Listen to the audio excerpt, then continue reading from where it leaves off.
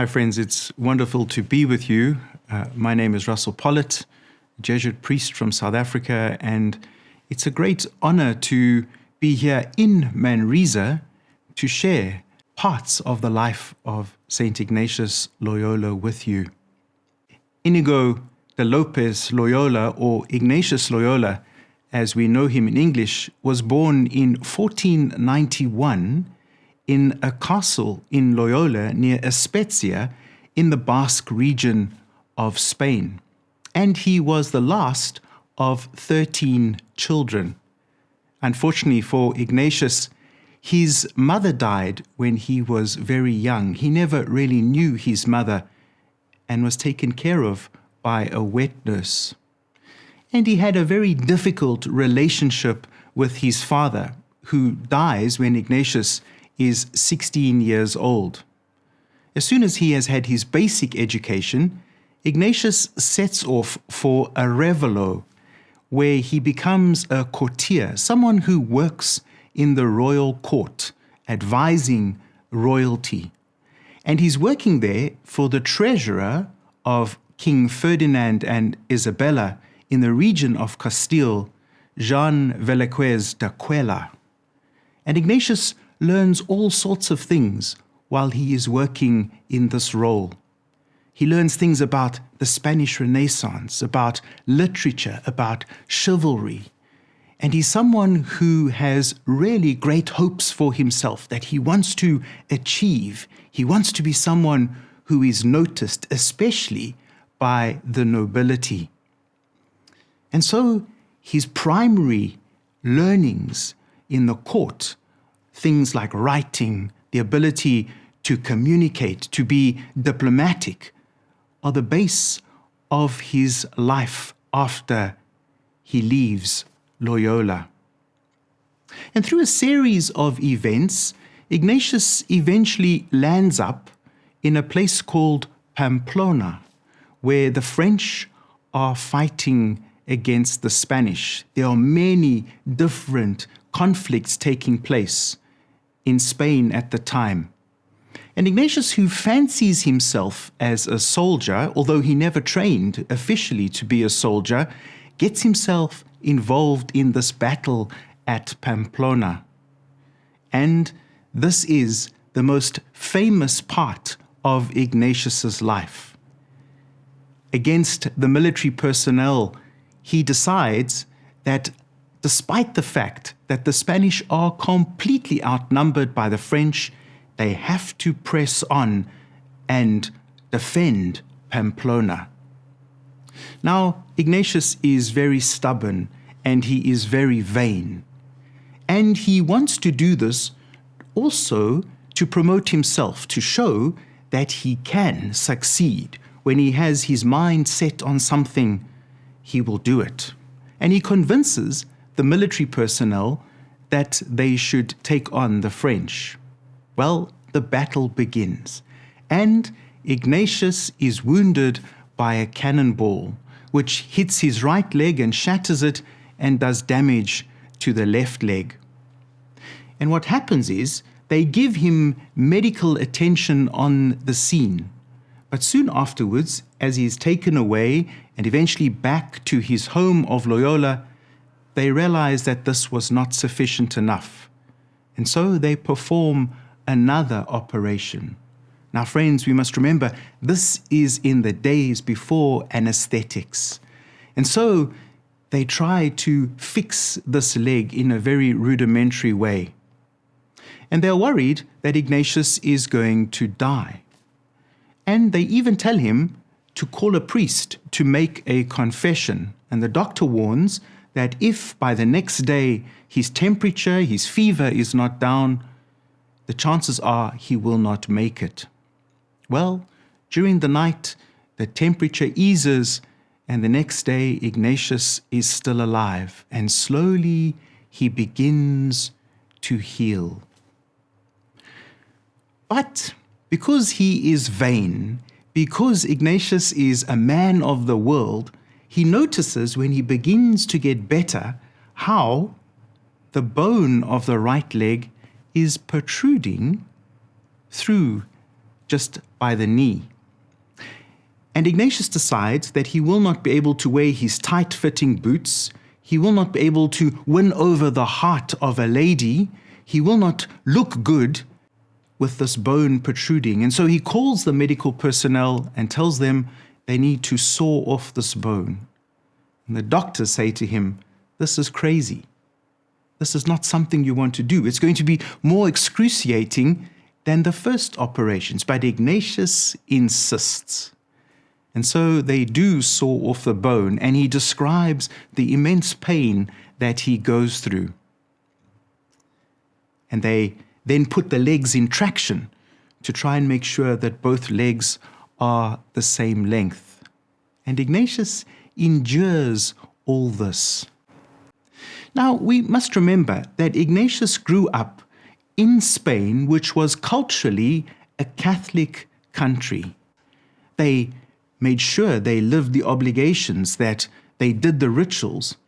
But for Ignatius, God was only really a concept. He did not really have a relationship with God.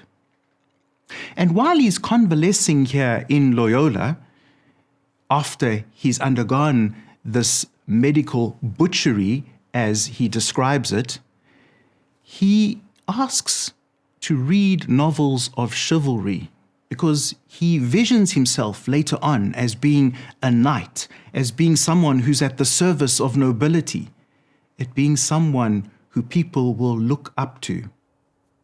However, in the castle at Loyola, there are no novels. They find only 2 books. One of them is a life of the saints, written by a Cistercian monk.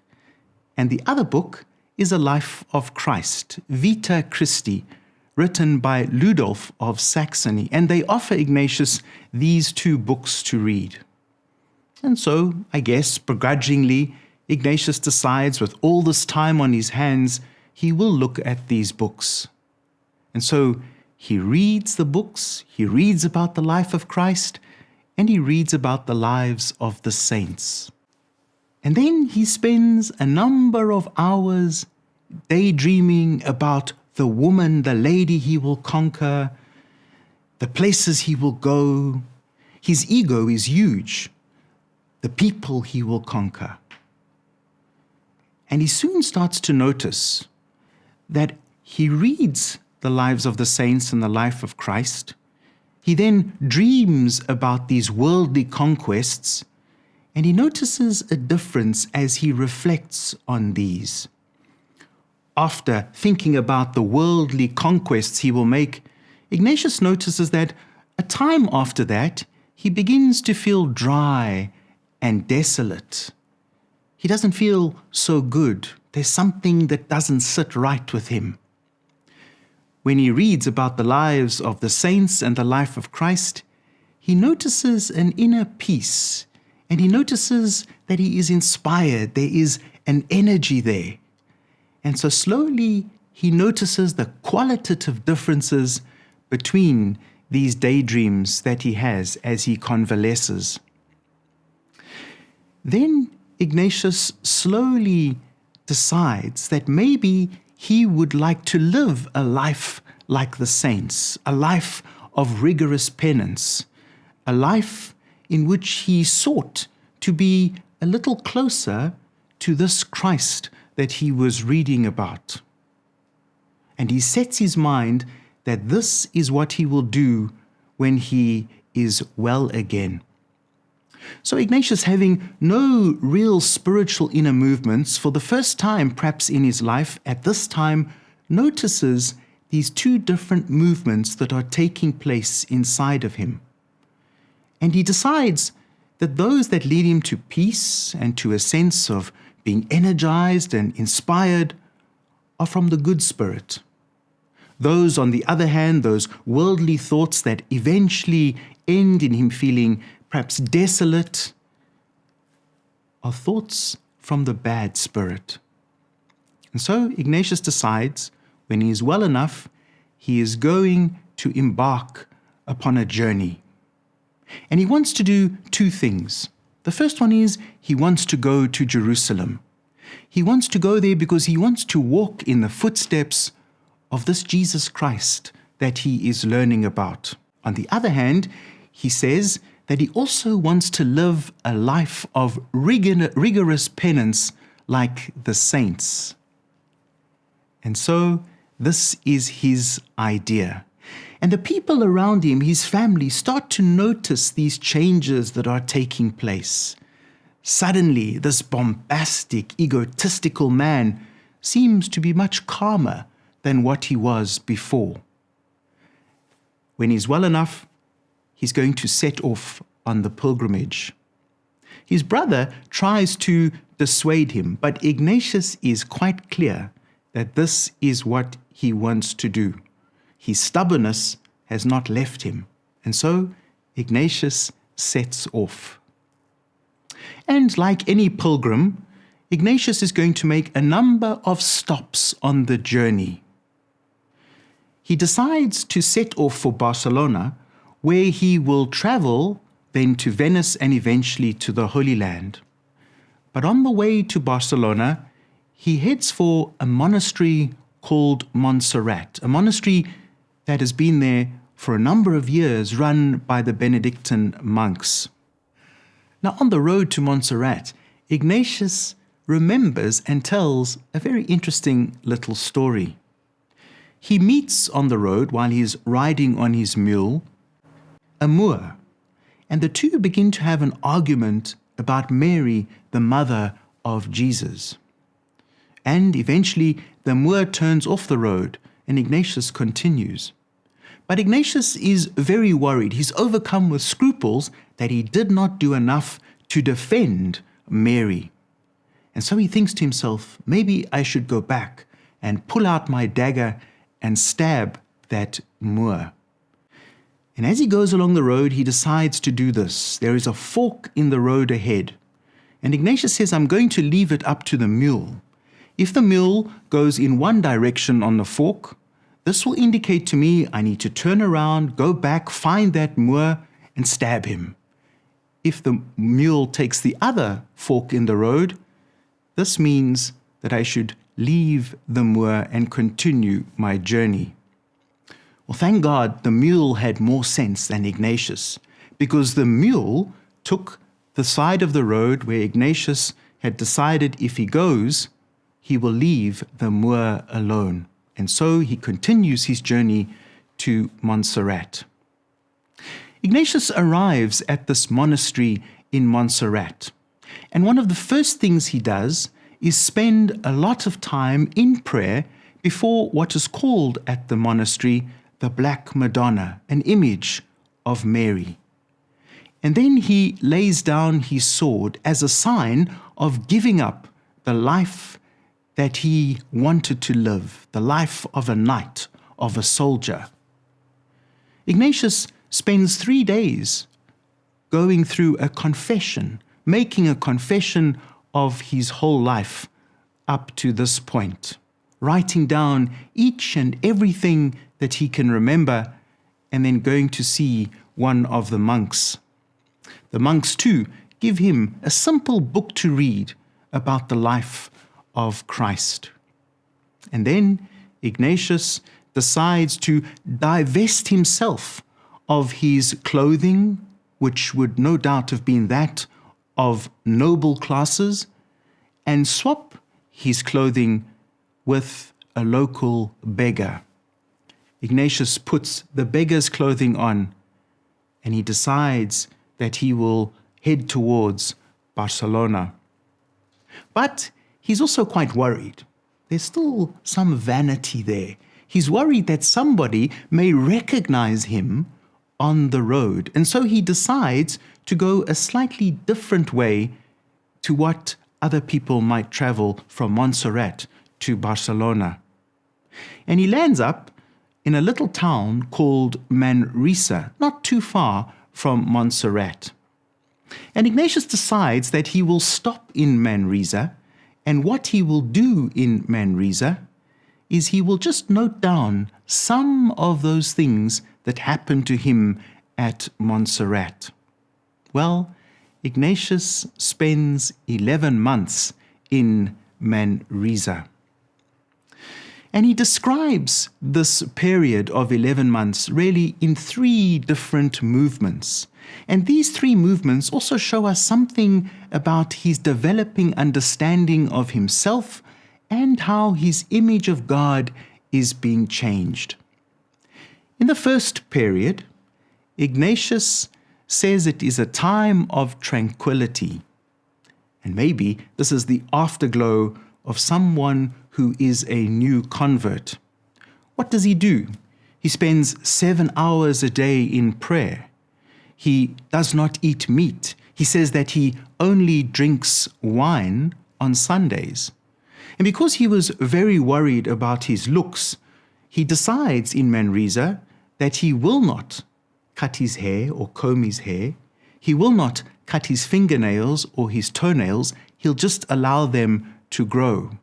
Now, if you're seeking to live the spiritual life, we're not expecting you not to cut your nails or to cut your hair.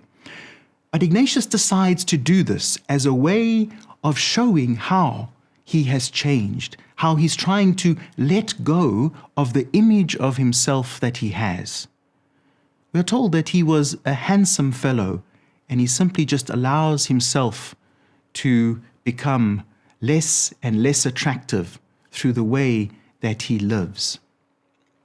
And so he spends this first period of time doing these different things, making contact with some people in the village as well, begging to sustain himself, and sometimes even the things that he received, he would only use what he needed, and he would give the rest to those who were poor in Manresa.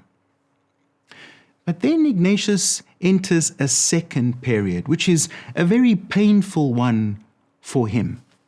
He suffers terribly from what he calls scruples. He feels that God perhaps has abandoned him in his quest to reform his life. He feels very much like the future that he's planning is now in question, and he really struggles within himself. He feels that because of his past life, he is not good enough, and somehow he has to conquer himself. And so for many days, Ignatius goes through this interior battle, and it becomes so bad that at one point, Ignatius even ponders taking his own life because he just cannot rid himself of these scruples, of these interior movements which are leaving him feeling very dissonant and very angry, and maybe even at times loathing himself. And he prays and he prays and he prays, and nothing seems to help. He goes to confession over and over and over, confessing all those things that he can remember, those things that he's holding within himself. And eventually the confessor says to him, "Please, don't confess this again." Yet Ignatius still continues to struggle. And eventually, in desperation, he kneels down and he says to God, "Even if you want me to become like a puppy dog, just to follow you around, help me to find some sort of peace." And at that moment, grace kicks in.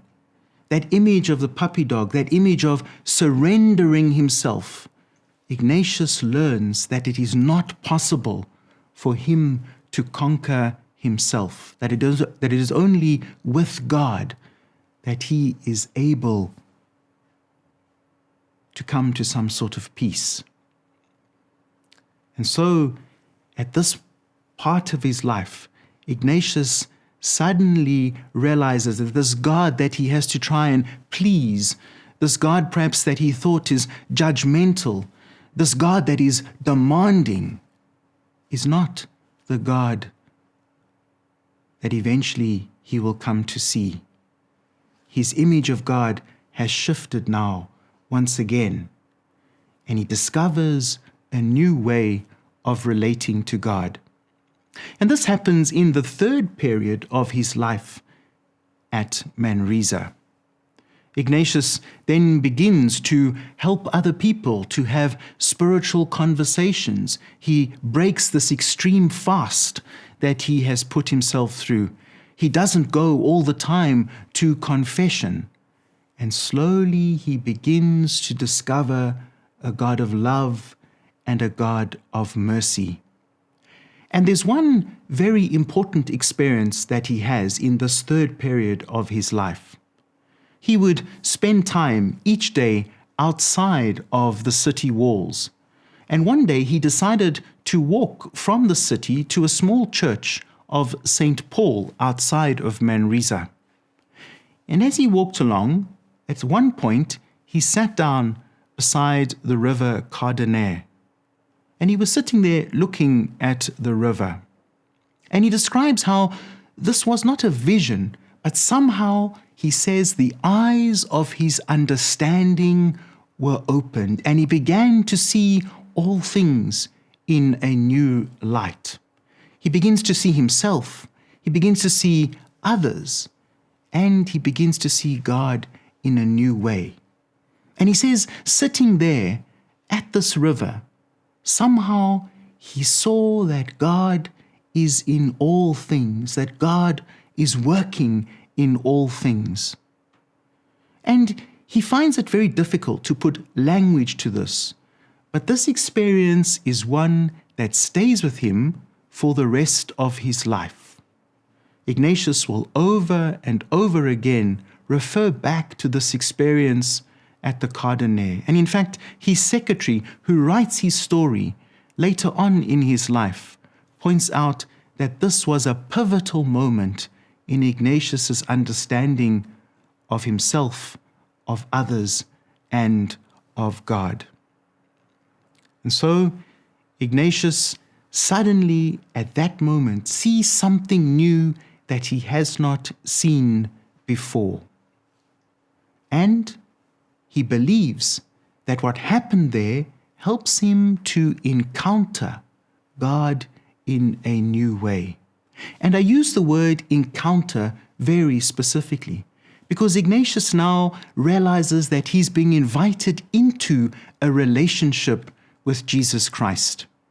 He says that he's able to see through an interior eye the humanity of Jesus Christ, that somehow his idea, his image of God has shifted from his head to his heart, that he now understands this relationship that he is being invited into. And so we see this movement in this part of Ignatius's life. God a concept, to God as someone who is demanding and judging, and then a God who is loving, a God who is merciful, a God who is calling him, inviting him into a relationship. And that, for Ignatius, is one of his biggest learnings, as he tells us in his time in Manresa. He says that God taught him like a schoolmaster and led him like a schoolmaster, bringing him to this new understanding of himself and of others and of God. And from that moment, we see Ignatius as well changing, that he was setting out, remember, at the beginning to Jerusalem to follow in the footsteps of Christ and to live a life like the saints of rigorous penance. He now sees himself invited still to follow in the footsteps of Christ, to go to Jerusalem, but not simply to live a life of rigorous penance, but a life in which he would be able to help others, to help souls, as he says, come to know the Christ that he has discovered.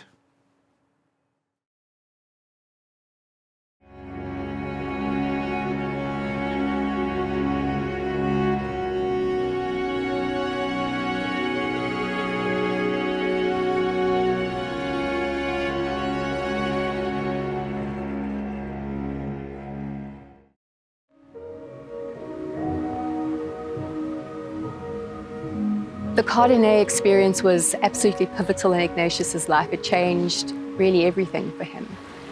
Particularly, it changed the way that he saw God and the way that he saw himself. That experience of looking out over that river, the Cardinal, and feeling that God was showing him things that he had had no concept of before.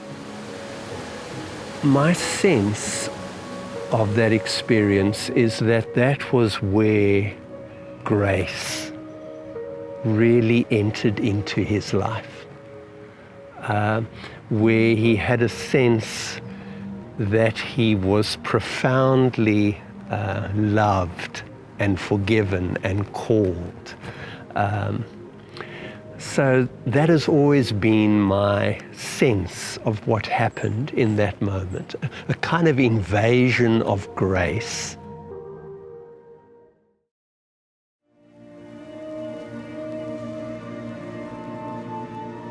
Well, I guess we don't know, because without the cannonball, there might have been another experience that completely reshaped the trajectory of his life. God has infinite ways of working in and through life's experiences, and we'll never know what would have happened. But on the face of it, if we just look at that particular incident and remove it from his life as we know it now, I guess, yeah, he might have become a well-known courtier in that little town of Loyola. He might have gotten to do some more great battles. Perhaps he might even have married someone who was of high rank, even higher rank than he was, but we wouldn't know about him. Yeah, he would have kind of disappeared into the sands of time. I think if there was no cannonball, there probably would have been no Ignatius as we know him today. I think that that cannonball moment is a defining moment in his life. It's the moment that changes his life. Ignatius is living a very fast-paced life. He's got all these ambitions. He wants to be a knight. He wants to be involved with royalty and nobility. He's living in the upper echelons of Basque society, and nothing's going to stop him. He's not going to stop. He's not going to reflect. He's not going to slow down. And the cannonball slows him down. It brings his life to a standstill. Without that cannonball incident, it would almost seem as if Ignatius was on a trajectory of putting himself at the center of his own world, having the woman that he most desired in his life, and having the admiration and the adulation of those people around about him. I think the sense of vainglory would have found its full expression in his life.